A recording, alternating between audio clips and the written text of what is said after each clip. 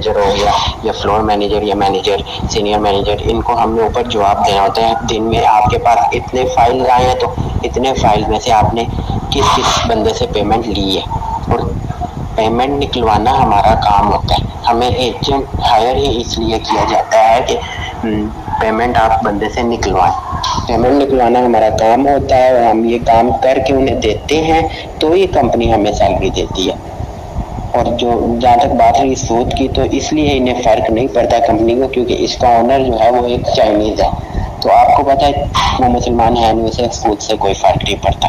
तो जिसको ऐसा वैसा मसला है, वो जब आप लोन लेते हैं उसी वक्त आपको डिटेल शो हो रही होती है कि आपको पेमेंट इतनी आएगी और आपने वापस इतनी करनी होगी, आपको पूरी डिटेल। एवरीवन अस्सलाम वालेकुम जी। तो अल्लाह पाक के करम शुक्र फजल के साथ आज के व्लॉग का आगाज़ करते हैं। दोस्तों, आज मैं जो आपसे बात शेयर करने जा रहा हूँ, बहुत ही जदोजहद और मेहनत के बाद हमारी अल्हम्दुलिल्लाह अल्लाह पाक के शुक्र अदा करता हूँ मैं करोड़ बार कि अल्लाह ताला की ज़ात ने ये कामयाबी मुझे अता फरमाई।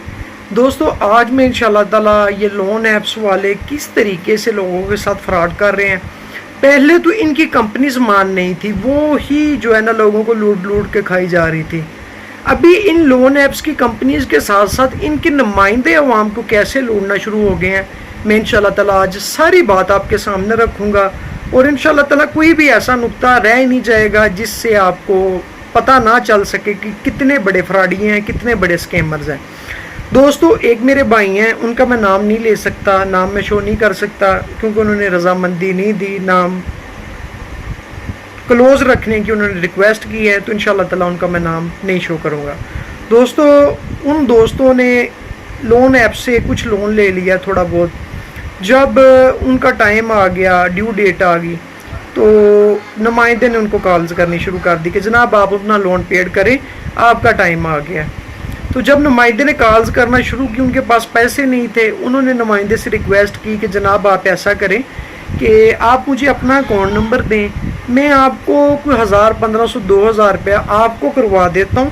एक्सटेंड के लिए मेरे पास पैसे नहीं है, मैं आपको 1000, 1500 देता हूँ, आप मुझे जैसा मर्जी करके ना 1 हफ्ते का टाइम ले दें।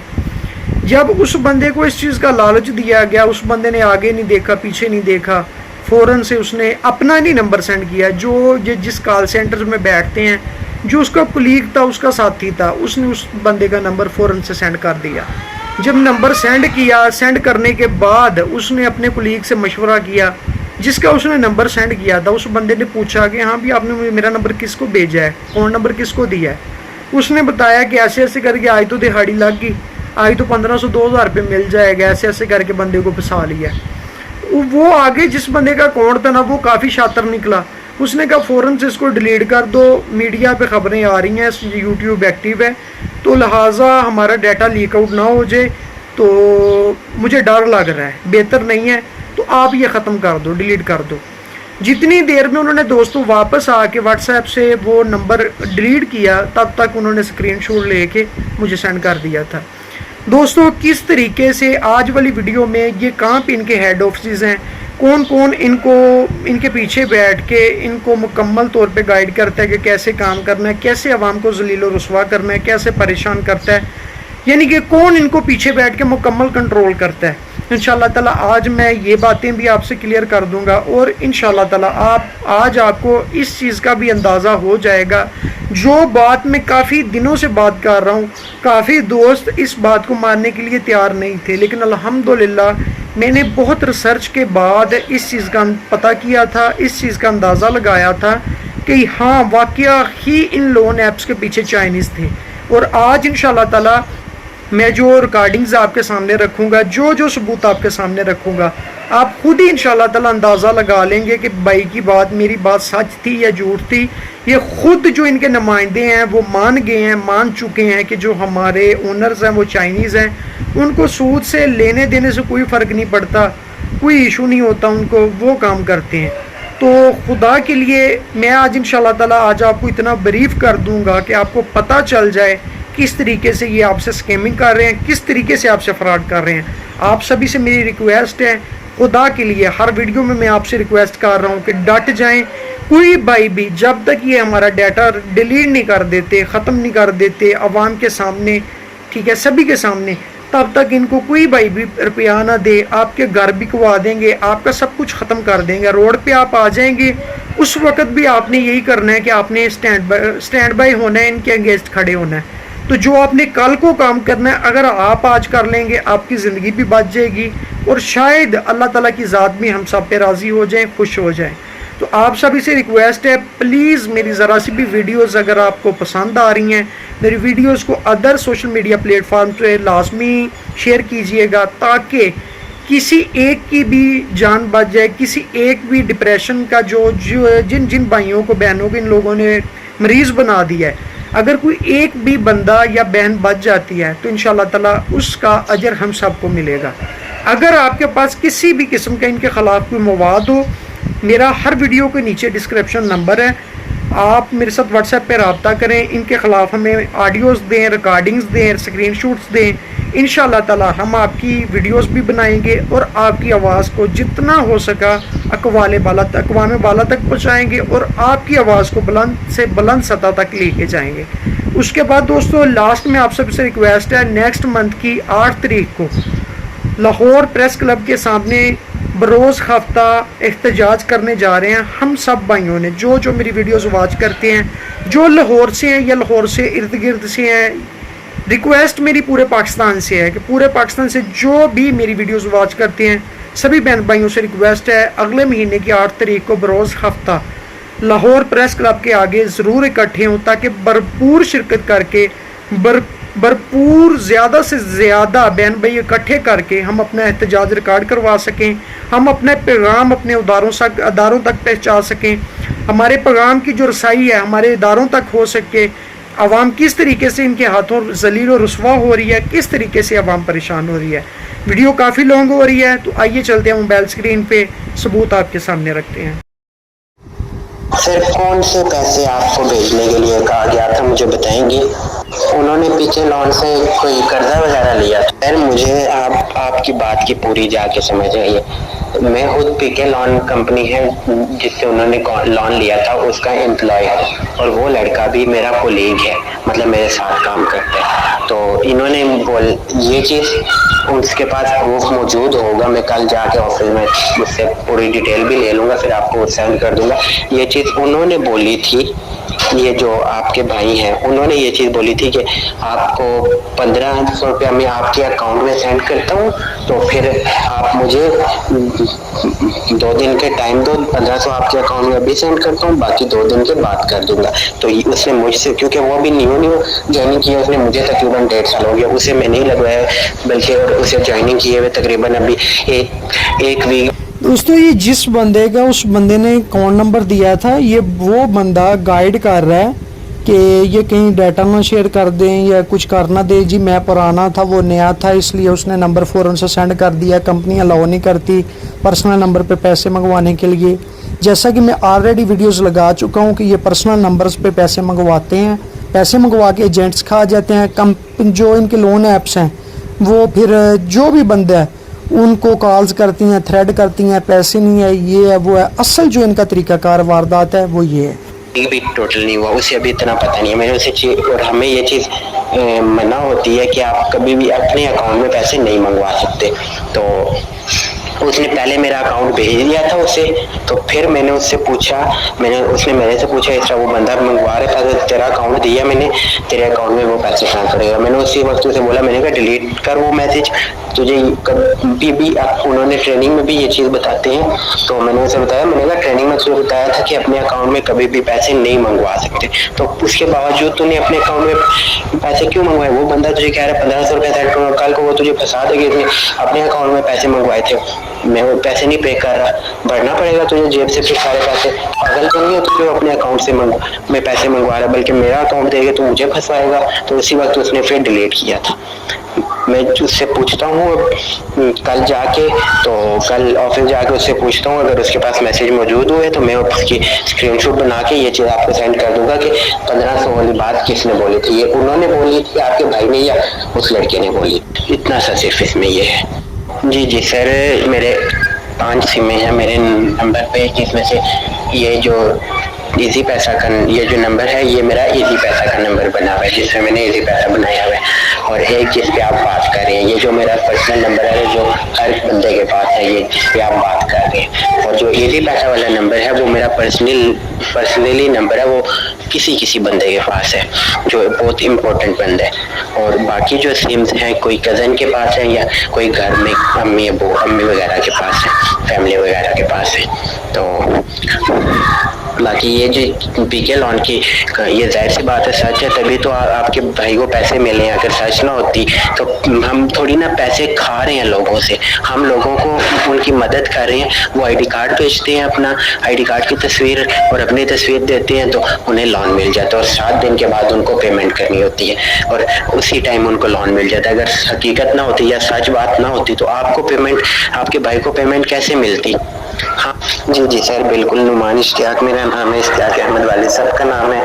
और जॉब की लोकेशन, हाँ अलबत्ता थोड़ा टैक्स काटते हैं, कोई मतलब टैक्स वगैरह काट के आपको पेमेंट पहुंचती है और वापस हम आपको टैक्स के साथ पेमेंट करनी पड़ती है। इतना सा सिर्फ इसमें ये चीज़ हमें अलाउ नहीं होता बताना, क्योंकि हम ऑनलाइन एप्लीकेशन के जरिए ऑनलाइन लोगों को इजी पैसा में लोन भेजते हैं, हमें वापस भी इजी पैसा में चाहिए होता है, हमें लोकेशन बताना अलाउ नहीं है। और दूसरी बात, वो जो आप बात कर रहे हैं जिस जगह पे मैं रहता हूँ, मेरा पड़ोसी ही है वो लड़का, तो जॉब लेस था तो मुझे कहते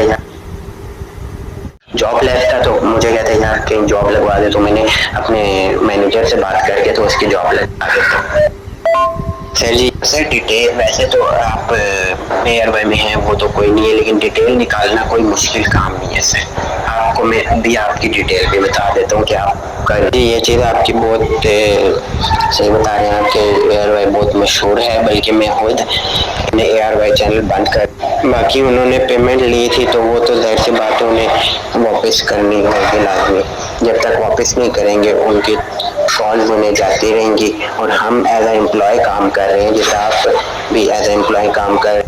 जी सर, और ये जो एड्रेस का पूछ रहे हैं कंपनी का, हमारा जो मेन हेड ऑफिस है वो कराची में है, बाकी ब्रांच का हम बता नहीं सकते, क्योंकि मैंने पहले भी आपको बताया कि ये सिंपल है। आपकी बात बिल्कुल बजाय है कि आप हमारी जेब से पैसा नहीं गया। अब देखें, आपकी एयरवाई में काम कर रहे हैं, आपको कोई बंदा बोले कि आपने ये काम करना है, आप बोले ठीक है कर दूंगा। अगर वो काम आपका नहीं हो रहा तो आपने क्या उस काम को करने की कोशिश नहीं करनी?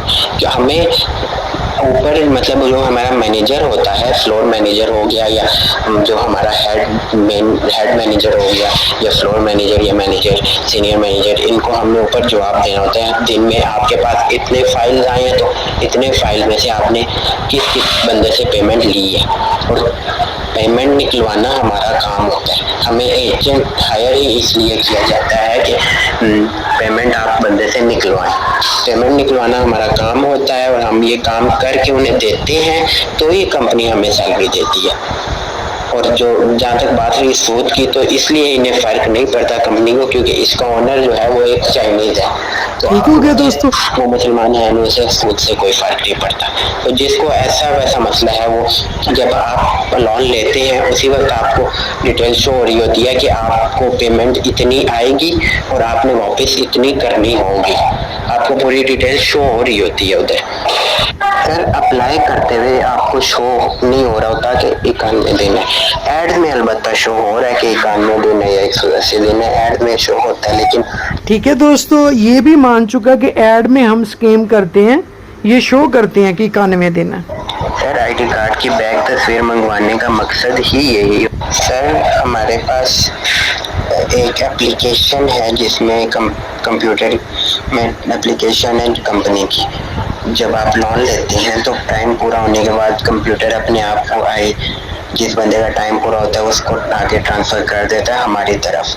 तो हमारे पास आपकी एक किस्म की आईडी आपकी हमारे पास आ जाती है, हमें सिर्फ ये शोर होता है इस बंदे ने इतना लोन लिया है। वीडियो काफ़ी लॉन्ग हो जाएगी दोस्तों, मैं जो इम्पोर्टेंट चीज़ें हैं जस्ट वो आपको सुना रहा हूँ। और नहीं सर, ऐसा वैसा कुछ भी नहीं आता। हम आपका हमारे पास सिर्फ और सिर्फ एक तस्वीर आती है आपकी, जो आप लोग खुद सेंड करते हो हमें, लाइव सेल्फी जो बना के आप लोग लोन अप्लाई करते वक्त करते हो। बाकी आपकी कोई गैलरी वगैरह कुछ भी हमारे पास नहीं आता। जी जी बिल्कुल साथ काम करता होगा, बिल्कुल साथ रहता होगा, क्योंकि आप एक टाइम में बहुत सारे लोगों के साथ काम करते हैं और ज़रूरी नहीं है हर। तो दोस्तों यहाँ तक जो आपको मैं सुना चुका हूँ ये कहानी एक साइड पे, इसके अंदर मैंने एक्सपोज की है इनके ये कैसे काम करते हैं, कैसे ये लोगों को थ्रेड करते हैं, कैसे ये लोगों को परेशान करते हैं।